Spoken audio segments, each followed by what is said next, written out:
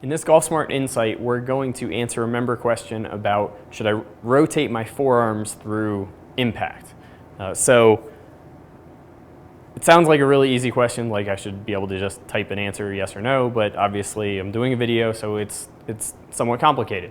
What I want to do is I want to separate your understanding of forearm rotation from shoulder rotation. And yes, I want the forearms to rotate through impact, but I want to make sure it's the forearms and not the shoulders. So let me break that down for you a little bit. When I look at 3D, one of the things that I'm looking at is the amount of lead arm supination through impact.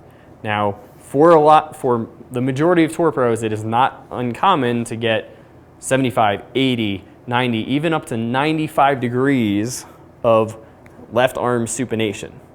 And that'll generally finish in that follow-through position that I talked about. Now, it's also not uncommon if I have an amateur who struggles with slicing the ball, getting shaft lean, hitting poles, they will tend to only have about 50, 60 degrees of forearm supination. So I do think that it's a great thing to do because supinating the lead arm gets those elbows closest together, which helps keep extending the path further out to the right, moving the bottom of your swing forward, giving you a more shallow angle of attack.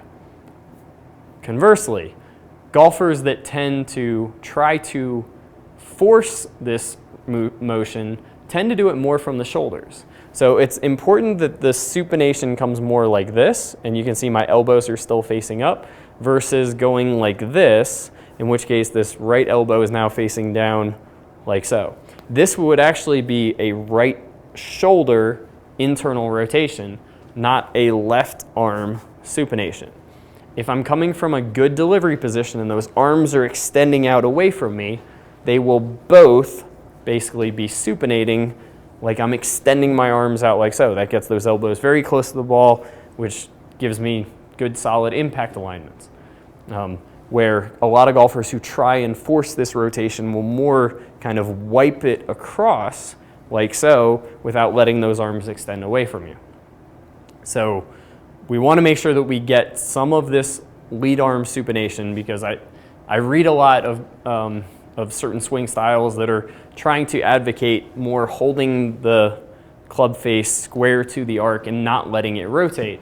And I've never seen someone on 3D who was a really good ball striker that didn't let that left arm supinate.